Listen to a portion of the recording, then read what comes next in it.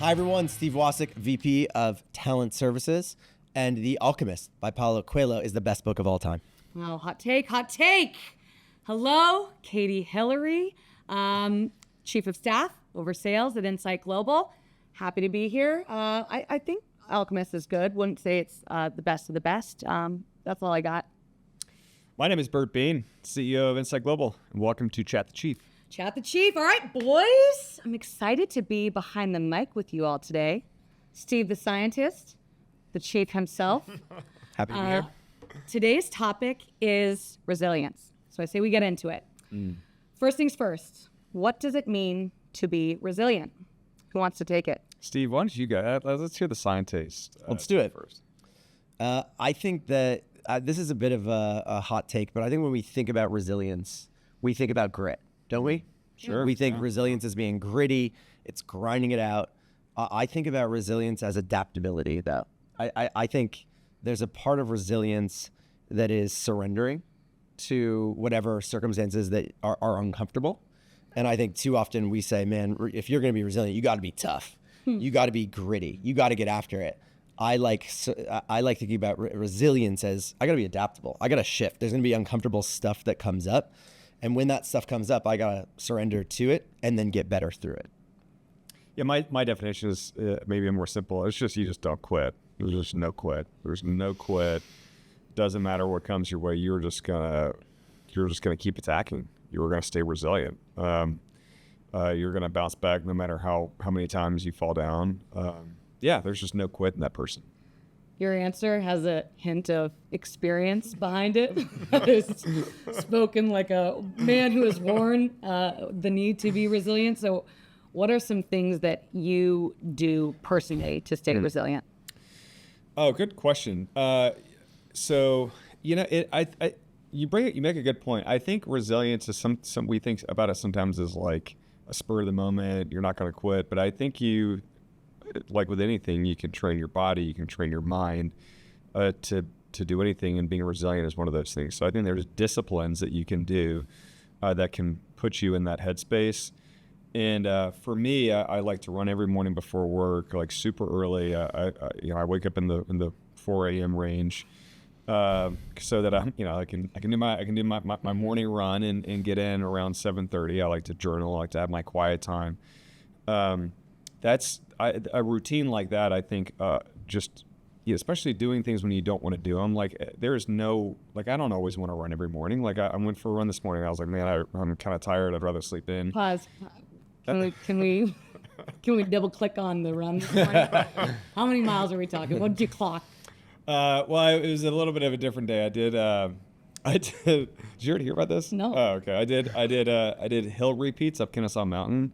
So I did 4 of them, which was about 9 miles round trip. So you go to the base of Kennesaw and you run up it and down it 4 times. Yeah. So I did today? that. I did that today. Which is, it's like, and from our, where we decent live elevation. in Roswell, Yeah. and where we live in Roswell, it's like 35 minutes and no traffic that right? So, and it is so dark over there too. It is like, you're just like, you don't see anything. There's animals. So you wake up 4? I woke up at 4:10 today, and drove there. I actually saw a sketchy guy in the park. This is funny. I saw a sketchy guy in the parking lot because we're the only one there. Of course. And I just kind of drove down the road a little bit. Then I came back and he was gone, and then I parked and quickly left. To be resilient but anyway, you do those things because for me, I like running ultra marathons and these long races, which do demand that you do some of those things. It demands that you be disciplined. It demands that you be trained. I can't go run 100 miles if I can't get up and do a silly little 9-mile run. So yeah, I've got to do it if I don't want to. And I think that's, whenever you face setbacks or you face failure, you would so much rather just clock out and be done and go away and be like, well, that's just not going to happen. But if you can kind of get in the habit of doing things when you don't want to, I think it can shape your mind to be more resilient. Yeah, I do think that's interesting. Stories of resilience are so often told as a moment in time story. Speeches are spoken around that moment in time of here was the hardship and how did you face it and how were you resilient in that moment. but you really rarely look actually behind what led up to that moment of resilience and the training and the inputs that it took. Yeah, if I could tell just one more running story, I have a bit of a real-time example with this. So 3 weeks ago, you may remember a good friend of mine, Ryan Millard, and I, we ran a 100-mile race called the Canyons 100. And so casual. and so you run it 100 miles. And so 100. Just wait, it gets better. I don't know that I've run 100 miles total in my 38 years of life. So we get to this aid station at mile 63, and we're supposed to run this loop afterwards, and then kind of come back and keep going. Well, we accidentally took a wrong turn, thinking we were on the loop, and we weren't. And so we got to the next aid station, and we realized we in fact accidentally skipped it, and we had run 5 miles out of the way. And so in order to finish this race, we had to run 5 miles backwards, then do the loop, then go back. So it was like 10 miles extra on the race. And I remember when the guy told me at the next aid station, he's like, you shouldn't already, because I was like, is this mile 67 aid station? No, you should be a mile 80. And that's when I was like, oh, no, I think we did something wrong. No. Yeah. And so, but right then you're like, okay, here you go. Do you want to be resilient or not? Do you want to do this? And I remember vividly being like, yeah, we got this. Yeah, we totally got this. This is no big deal. And then I hit almost, I'm not kidding you, almost like this fun, euphoric, like laughter where I'm like, nobody else is going to do this. Right. Nobody else would do this, but we will. We're that crazy, so let's go. And then it was almost like, I feel so fortunate that we get to be the guys that did, because I wasn't going to win the race anyway. Didn't the people assume you were going to quit? Like when for you sure. found Those are your out, options. they were Yeah. like, You either- you're done, right? You're done, right? When we ran the 5 miles back, then did the 13, 14 mile loop, then the 5 miles back to that aid station. Now this is like 4 hours later. These guys were like, we cannot believe you made it back. And it was, I mean, I will treasure that memory for forever. And you know, it's a moment where you chose to be resilient. And Right. I think because of the training that you do and things leading up to those events, it made being resilient way easier. Yes. And that feeling, I'm sure, even that validation from the stranger that you had never met before and that you will never see again. Never. But making that impression on them is worth so much. Yeah, it was fun. Oh, that's amazing. What about you? What do you do personally to stay resilient or to be resilient when the moment comes? So the last 18 months, I've had to be the most resilient of my life. And it hasn't been my choosing. So yeah, it was February 9th of 2024 that I just it was like Sunday dinner, and I just got hit with like a panic over my whole body. And since then I haven't felt the same. And so it's I took me like 3 months of like going to 17 doctors, but it's Lyme disease. And it's a really unique way to live. And so it's kind of forced me into this new position because I don't feel well all the time. Mm-hmm. And so every day I wake up, it's a choice to be resilient and be the person I know I can be, or not be resilient and be a worse version of myself. And so is it I'm really glad I didn't have to follow Steve on that question. I didn't know I was going to say that, by the way. But I was like, if I'm going to be honest, it's just that. It's taken, it's taken a lot out of me. But it's teaching me a lot about resilience. And so would you pinpoint it as it's as simple as making a choice when you wake up? It's a mentality and it's a decision of, I'm going to be resilient and overcome the feeling of fatigue. Is that... Yeah, I mean, it's actually really similar to what Bert said in a lot of ways. It's like there's no quit. Like I'm not going to quit, because it's a really interesting thing. It's very mental, which has kind of proven to me that all things are mental. Mm-hmm. Actually, like if I want to feel good, I can. But if I want to wallow in my circumstances and feel bad, I can. Mm-hmm. And so there's just like a commitment to not quitting, and because in my head, it's a very slippery slope. Like if you... And I think this is true for everybody, no matter what you're doing. If you have, if you make the easy choices, sometimes there's a hard looming outcome. And so it's like little hard choices adding up that creates a better overall life, right? Mm-hmm. So yeah, I mean, Lyme is wild though. It's wild. Like you don't feel well. It throws you like all these curveballs. It's fatigue, but it's also just all this wild stuff. And so, but does it come and go during the day? Yeah, it comes and go. Like I'll be dizzy sometimes. My vision will go out. My ears will ring. It's got all kinds of fun stuff in store. It's just like, let's see what happens today. And so what I used to do, this is what it's taught me about resilience. I used to resist. Like, oh, I don't feel good. Ooh, I don't like this. I don't want to feel I don't want to feel bad. And I would resist. And then it would get worse. It would get worse. It would like sometimes knock me out for like weeks. But what I've learned now, and Bert, you might relate to this with just those hard moments in running. What I've learned now is like, okay, I don't feel good right now. Got it. I'm not going to fight it. I'm just going to let it be. Cool. This is where the work This is what it starts. is. This is where we are. Like, I don't feel good right now. Okay. And I just kind of surrender to it. I'm like, all right. But then I just stay committed to still living and still doing all the things, working hard at work, being a good husband, hopefully, being a good dad. I know his way. Showing so up. I'll fact check it. Showing up for friendships, showing up for kids. Like, I'm just like, okay, cool. I don't feel good. I'm going to surrender to it. What you resist persists. Yeah. But what you look at truthfully can kind of disappear. And that's like what I've learned. It's like what I resist is just going to hit me harder. But what I look at in truth and say, oh, I don't feel well, I'm just going to kind of like swim around you and just keep going. I've been able to all the time now, well, more days than not, to be able to be like, I'm good, even though I'm not. And it's the same thing. You're running 100 miles. You hit that threshold. Like, this sucks. But okay, I'm going to lean into it. We're going to run 10 extra miles. Yeah. Right? Yeah. Have you been able to apply those learnings when you come into work as well? I mean, I know that you love your work. Yeah. But there are certainly moments that are challenging and hard. And I know you've taken a step in your career too that is hard in all of the best ways, but it's also fulfilling. And yeah, that's funny. I actually think I'm maybe my best version of self at work right now. really? And I love think that. I am, This strips away all the BS, and so now you've got to really just yeah. you got to be locked in. Sort of, I don't know why, but yeah, I think I'm at my best. Like how right often now, at work? So for those that don't know, Steve interacts with a ton of customers. He also teaches classes here at Insight Global on his domain. How often are you like in front of a class or giving a big presentation in front of an audience and this thing hits you? All the time. And so like All what the is time, do you have that moment of clarity where you're like, wow, all right, I gotta navigate through this in this moment in front of everybody? Yeah. And they can't feel like it's a big deal. Of course. They can't even know it. Yeah, it's like, and So that must be, is it sort of powerful and confidence building in a way exactly. when you get through that, you're like, I just did it in front of 100 people. Right. I delivered this really important training for 6 hours. Boy, there was that 1 hour that was brutal and nobody even knew it. you're taking the words out of my head. Yeah. Because you're That's gotta feel badass. You're up there Yeah. and you're like, I feel wild right now. I'm a bit dizzy. Like, I don't feel good, but I'm ripping it and no one would know. Yeah.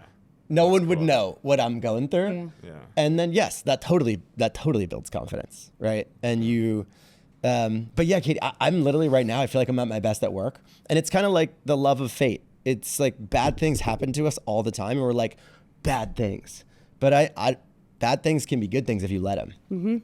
And you could say, is this happening? This is resilience. This is resilience. This is happening to me. Oh no, or this is happening for me. Like maybe I needed this.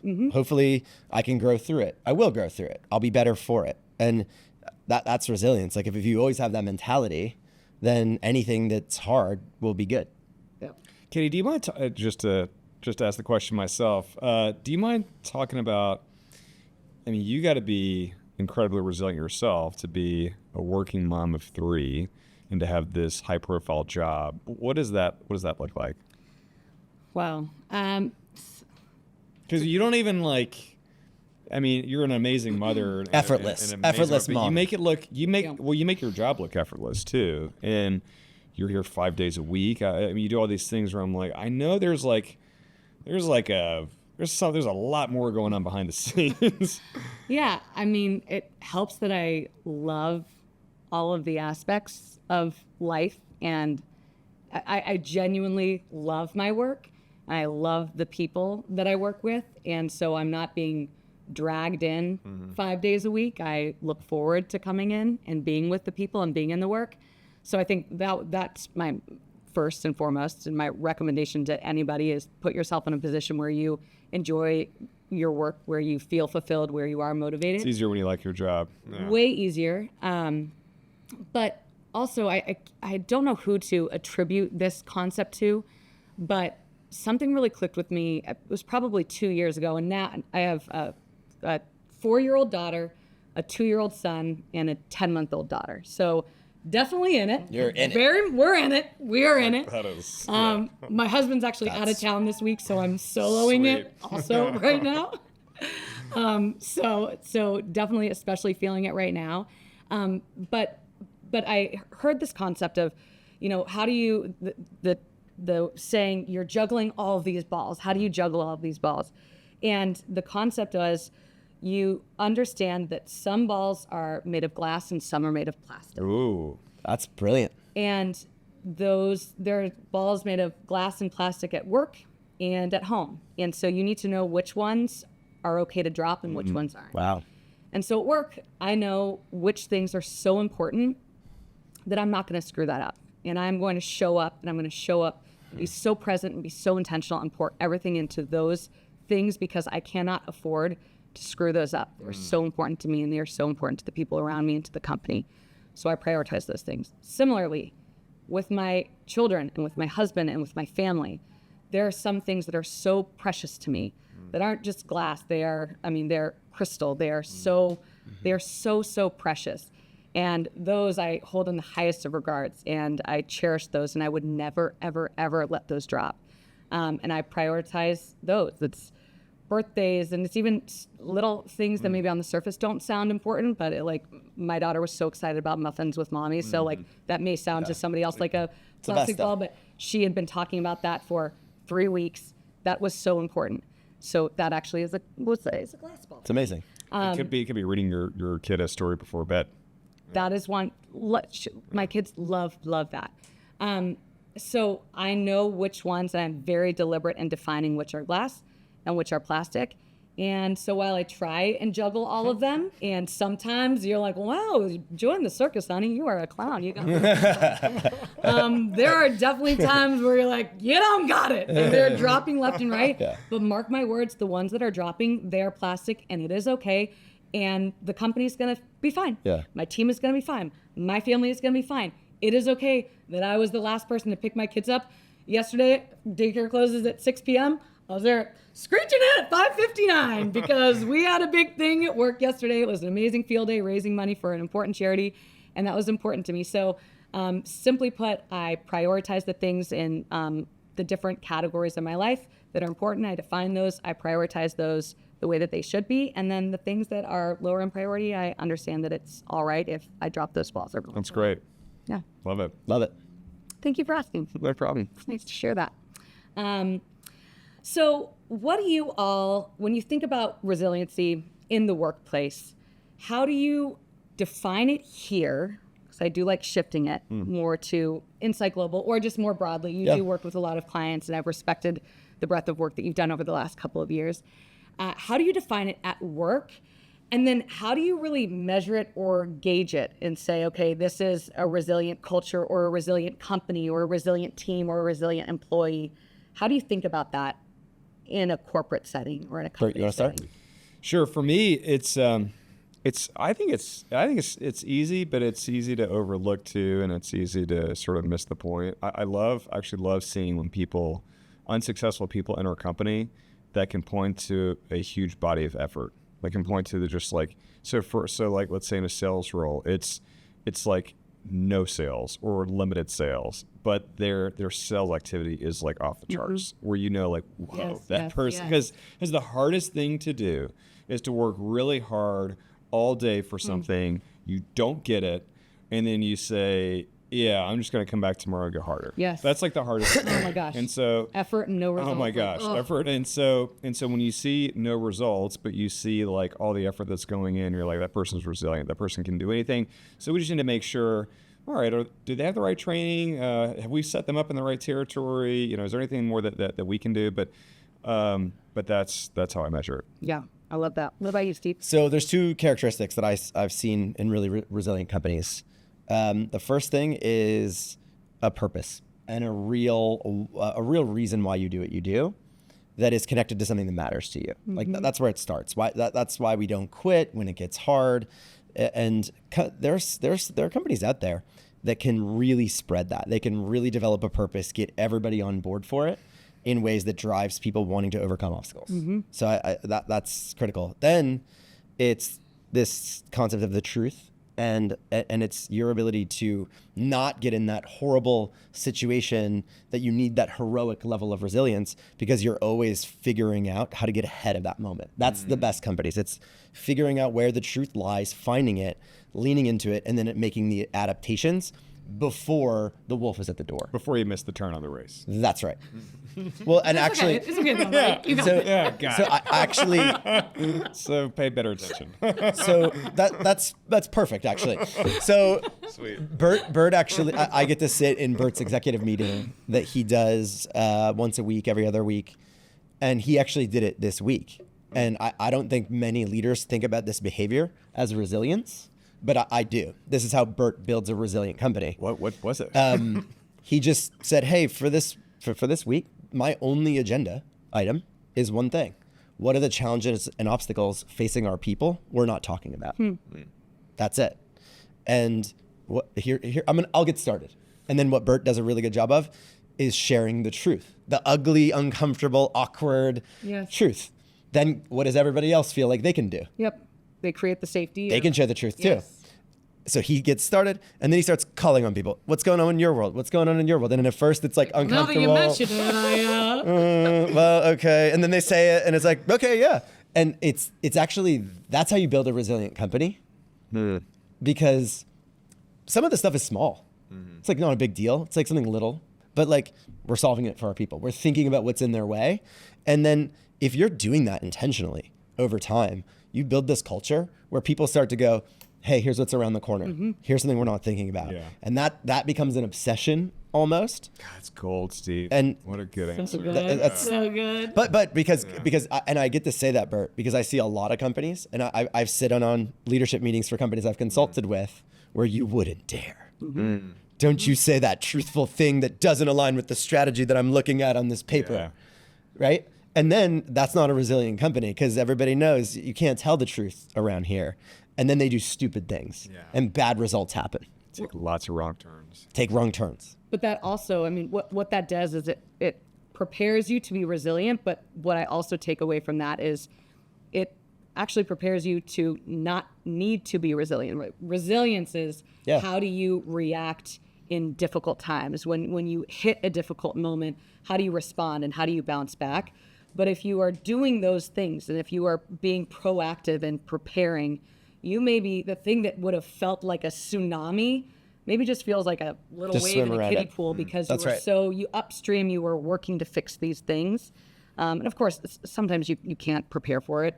COVID hits, no amount of preparation or asking what we need to solve. Nobody could have prepared for that, but I do think that's brilliant.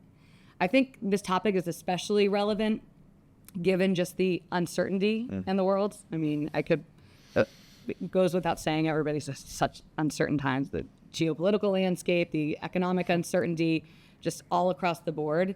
But when we look at companies that are thriving in these uncertain times, what are the characteristics at the corporate level or at leadership levels? You talked about Bert specifically in last week's meeting, but what do you see across the board? And Bert, maybe even just with peers or other leaders that you work with or leaders that you respect, what are you seeing? Yeah, so it's simple, honestly. It's the companies that aren't responding, it's total capitulation. We've got, like in American companies now, we talk about the macro and we talk about what the industry is doing. We talk about the headwinds constantly, and we never say, well, that company just has a really good management team and does really well on executing on their processes. Gosh, yeah. Like they just that's what they do. Right. And so we just set such a stage and an environment for this kind of get out of jail free card to not be resilient. Well, of course you're down. I mean, the market's down. Right. We don't say, why don't you just have better operational execution around your business model? Right? Oh, are you at 90% market share, and so therefore you have to ebb and flow the market? Right. Oh, you're at 5% market share, so you just have bad operational execution of your business model. That's actually what it is. And so I say all that to say it's so fine to capitulate. It's so fine to mail it in. It's so fine to be like, well, this is what it is. And we as like investors, consumers, people watching, we're always just like, gosh, yeah, I guess so. Yeah, that checks out. Yeah, That sounds checks out. smart. Yeah. Yeah. And so, so what companies can do is they first have to truly have a mentality of resilience, hustle and grit. We're going to grow no matter what. I mean, there's to get a little more CEO-ish about it. Like every company has a long-range plan, and so much it's like what you're going to do in revenue and in earnings over the next 1 to 5 years, let's say. And so, what most companies do is when you hit hard times, and your revenue drops because you're hitting hard times, you don't think let me change that. You think, okay, well, let me come to my bottom line. Let me come to my operations and think, what can I cut out of that to protect my earnings along my 5-year plan? We instead say we have the mindset of, oh, wow, okay, so the market is down. So let's just go to our top line. Let's go to our revenue. Let's go to our demand and say, what new parts of the economy, what new customers do we need to sell so we can take our demand curve back up again? Okay, talk about that because I love that so much. It's the strategic bets. Like I've heard you talk about what strategic bets can we make. And I think you can give a very tangible, a real example. Even specifically in COVID, if you want to talk about healthcare. Sure. Yeah. So, I mean, look, I learned a lot of this from our founder, Glenn Johnson. He, like 10 years ago now, actually 10 years this year, he was like, we're only an IT staffing company. We need to develop an accounting and finance and engineering division. We called it AF&E. We like acronyms. We had that on like business cards. Yeah. Customers were like, oh, okay. We're fine. introducing ourselves to customers. And I I'm remember- Steve. I'm from AF. I remember whenever Like, Glenn suggested. I remember whenever Glenn suggested that. I remember thinking, "Gosh, that sounds kind of funny." I don't know. And then like no customer even cared. Yeah. And I was like, okay, that's kind of cool. You can just like make stuff up, and everybody, all right, it's fine, and it totally worked. And then we eventually called it IGB, IG Business, and you kind of puts everything that's non-IT into that. And this year it's going to do $1 billion of revenue. It's 10 years old, purely organic amazing. story. So that taught me like, okay, yeah, it's important to set these bets now because in 10 years they're going to be doing something. And so try to be opportunistic where you can. And so for us, we saw we were coming out of COVID. We were doing well. We actually grew through COVID. 21 was starting to really rage, but we thought, man, what an opportunity here in healthcare. Let's get into this and let's set these strategic bets now so that in the future, the next time we hit some downturn that could be affecting IT, could be affecting business, may not be affecting health, you can be more resilient there because now you're a bit more counter-cyclical because you're a bit more diversified. Yep. Can you, Bert, will you talk about how that went 2020 to 2021, like high level? Like, yeah, because the crying myself to sleep at night. Well, the top line, because you could have Specifically. Well, I just think that's so important to learn. Like nobody does this. Yeah, well, like so- okay, it's our pets' heads are falling off. It's 2020. Yeah. Like instead of being like, let's go look at this bottom line, we were like, the bottom line's going to be what it's going to be. We're going to focus on the top line, and then 2021 happened. Will you just like share that? Sure. Yeah. So I mean, I'll say first off, we did have a plan, and I think every like part of being resilient is to have a plan. And so part of my job as CEO, especially with investors that really want you to grow every year, is to have an idea and a plan around what's going to happen if we go into a recession. And you sort of have that as a break glass in case of emergency plan, right?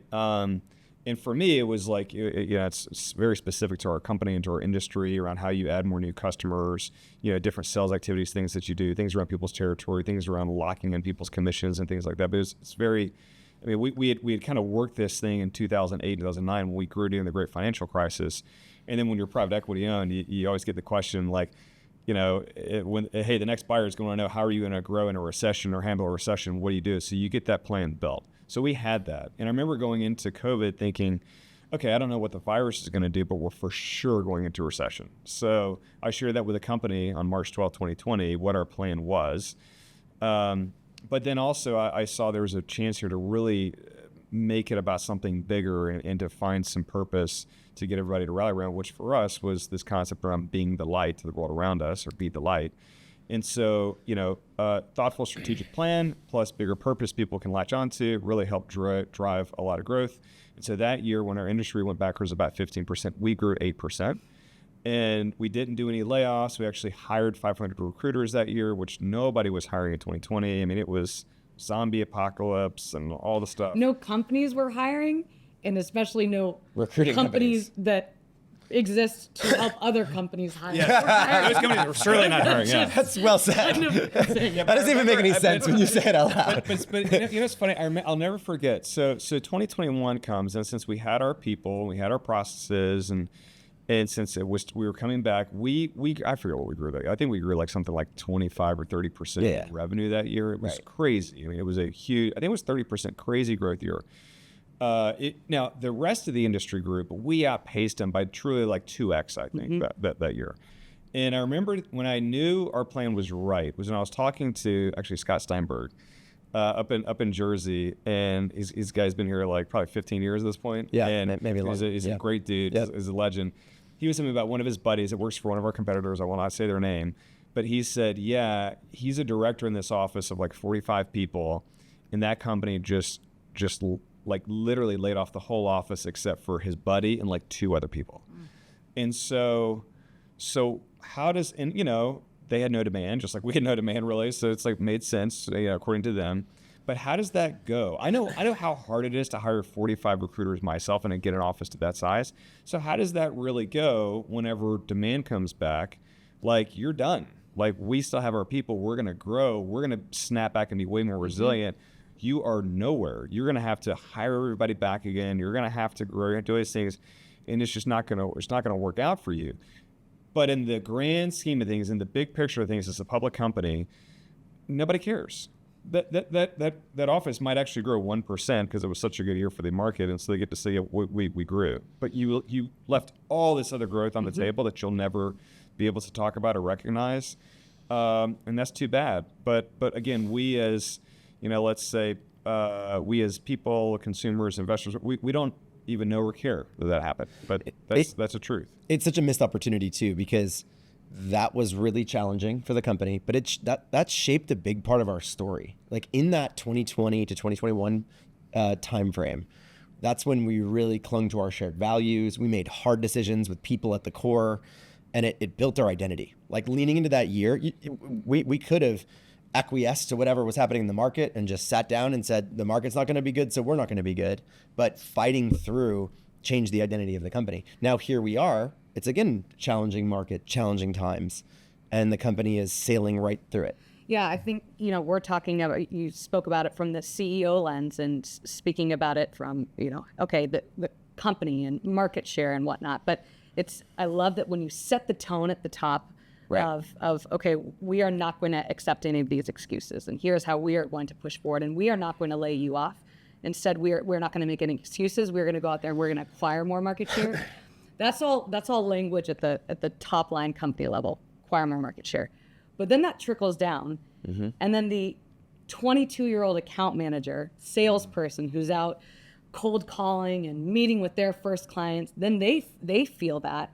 And when they meet with clients who are saying, hey, we're not hiring many more people, then it's amazing to see that go down. And that salesperson, they see it and they feel it and they say, okay, yeah, a lot of people aren't hiring like crazy, but someone's hiring. Yeah, and I'm going to go out and I'm going to find those some people, and I'm going to get those openings. And there's this bond of trust where they realize, all right, if this company is not going to lay me off, they're not going to fire me, I'm not going to quit on them. And you have this commitment. Yeah. And I think that really solidifies your resilience as well. Yeah. Yeah, there's an important moment right as that challenge happens where everyone in the company is looking at those at the top. Yep. And they're going to go as they go. Yes. And as soon as leaders with a spine. Yeah. So you commit, and then that's the funny thing. Like if you commit, there's such an opportunity. Get it, like to bring the group together. Like when I go to companies and consult, I'll ask them commonly, like, when were you at your best as an organization? Like, when were you thriving?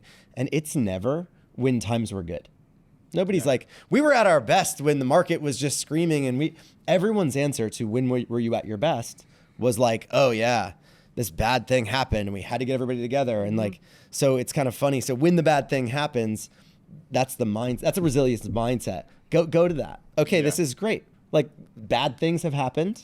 Let's lean in. This is an opportunity for us to build that like extra layer that'll take us forward. Well, it's even like it's that elation of once you finish. Certainly I'm not speaking from experience.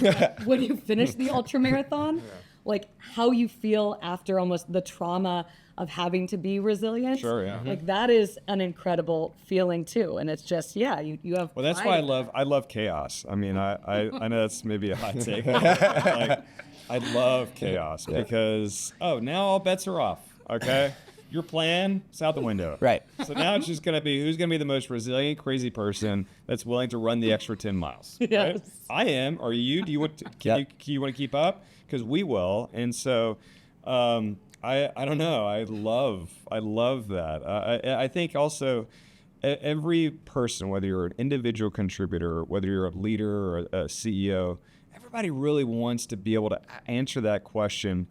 Man, whenever it's like the hard times, will I have the stuff? Will I have the resilience? The juice. Can I make it? Right? Like whether you've ever wanted to be a Navy SEAL or not, if you know anything about how hard it is to, everybody's always probably thought like, could I do that? I don't think so. I don't know. Like you want to think you can, but you don't know.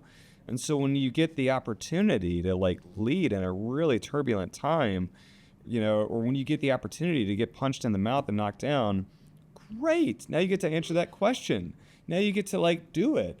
And what you'll find is like, that wasn't that hard. Mm-hmm. Yeah, I made it through. And you're right. The confidence that you get from that it's out of this world. So what are steps that a person can take to become more resilient? Because I do think it's an intimidating thing, and chaos is intimidating if you haven't immersed yourself in it. So what advice do you all have for a person to become more of that? Wow. That's a tough That's a very challenging question. I would say, I would say first, like, you need to know who you are. Like, you need to know who you are as a company, and you need to know who you are as a person. So I'm answering that through the CEO lens and through the individual contributor lens. Like, you need to know, like, okay, what am I all about? What are my values? Like, what is my identity? Is it rooted in my work? Is it rooted in my spirituality? Is it rooted in my family? Like, who am I?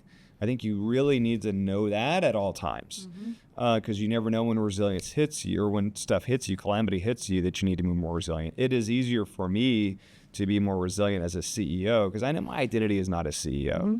My identity is more about my faith, and it's more about my family, being a dad and a husband and that sort of thing, as opposed to CEO. That's that way. When I am in a tough season of work, and let's say the company doesn't perform as you want it to, since my identity is not wrapped into that, I don't feel, well, I'm just a loser and I'm a failure. Mm-hmm. And so I think that's where it really starts, and that's easier said than done. Really easier said than done is something that I think you got to actively work on. Well, I do think it's interesting that you've chosen things like running to become more resilient and to practice and lead up to it. And Steve, I know when we opened this up, your personal resilience was not a choice. What you referenced was not a choice. It's something that you had to really step up and be resilient in the face of. But I also know you as a person, and you've been resilient long before the Lions. So what was that? What tips do you have for a person to really get to the level that you have come to now, where if they were in the situation where they have to be resilient, how do you be that? Yeah, I think I learned this a long time ago, and now I'm living into it. But my biggest advice on becoming resilient is doing what you need to do to overcome those fears that might hold you back, to give yourself permission to try. Mm-hmm. That's the key. Like, just try. Like, humans are so capable. It's wild. We prove this in Cyclable all the time. Like, humans are so capable, but we got to the moon in the 60s. Yes. Yeah. It's crazy. Fear, though, fear, uncertainty, self-doubt, all of these things hold us back from going and doing it. Mm-hmm. I'm afraid of what happens if I try and I fail, or I'm uncertain, or I doubt. Like, what helped me a few times in my career is getting to that point where it's like, I'm going to try. Mm-hmm. And if I fail, at least I was out there in the arena trying, doing it. And there's work to do, though, to get unafraid. Mm-hmm. And so that you could just go after what you want. Yeah, there's some relief in failing, actually. Yeah. Like, your first failure is kind of a lovely one, because you realize it's not that bad. Yeah, Bert gave me the quote, like, my first day on the Compass job, because I think he was a little worried about, like, you're starting a culture consulting firm, see how this goes. And he gave me the man in the arena quote, which is actually kind of permission to fail. It's like, hey, if you fail, at least you did so daring greatly. And that's helpful. Like I actually use that. Wow. I'm like, I'm going to go do it. And if I fail, at least I did it. And at least I was the man in the arena. You weren't with those other cold, timid souls that knew neither victory nor defeat. No defeat. That's right. Surrounded by greatness here. It's an epic thing to do to someone on their first day on the job, by the way. No pressure. Here's no the man in the pressure. arena. All right, guys. Well, thank you. Wonderful topic. Really appreciate that. I think it was very well spoken about. So thank you. Thank you, Katie. Now we are going to shift to a part of the pod where we truly chat the chief. We've got some questions from the listeners. I like it. Steve and I are going to rapid fire Oh, wow. a couple questions Okay. to you. I'll try do to it. click Well, my really, you don't have response. to rapid answer. You can if you want, or we can go deep. It's up to you. I'll go first. You go second. Great. All right. This one's from Jenna. Albert, if you weren't a CEO, what would you be? Oh man, I still have a wife and family probably, so I can't be like Ultra marathoner. I can't be an ultra marathoner or like a backpack guide in Jackson Hole. So yeah, I don't know. I think I probably would be in sales somewhere. I would just be in sales. Hopefully, I'd be in sales leadership. But yeah, that's where I'd be. Okay. Maybe that's not All right. so interesting. I'm up. All right. All right. Break the internet with that one. I'm surprised. I would be, I would have joined a circus. It's going viral. I thought you were going to say bagel shop open. Yeah. All right. This is coming from Savannah. When you run ultra races, do you have moments that you want to give up? If so, what do you tell yourself in that moment? I don't have moments where I want to give up. Truly, I have moments where that hurt bad, that hurt really bad. But I don't have those moments. I'll have moments where I want to like get an injury.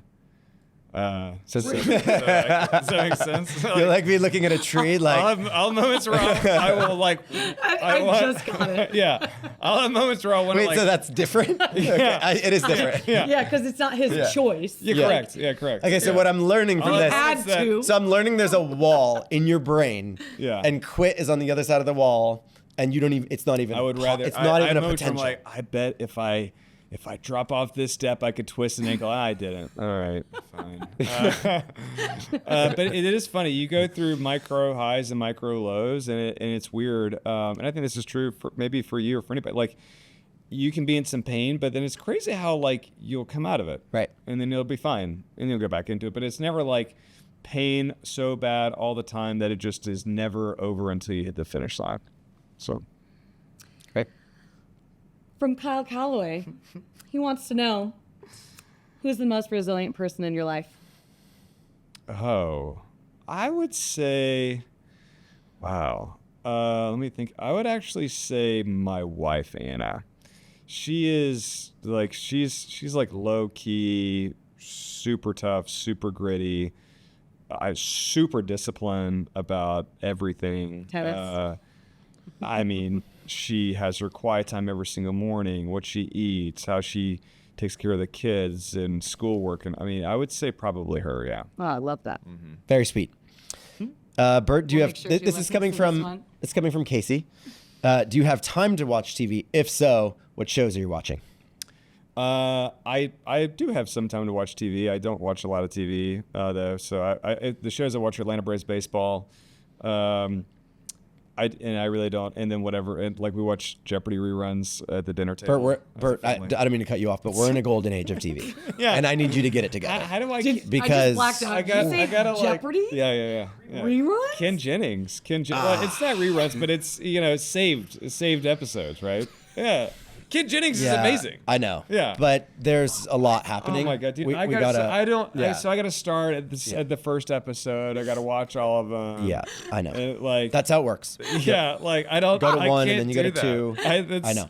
I have a life. I gotta watch YouTubes. Okay. Yeah. Oh my gosh. Yeah. All right, with that, thank you so much for tuning in to Chat the Chief. Good work, boys. Thank you. See you next time. See ya.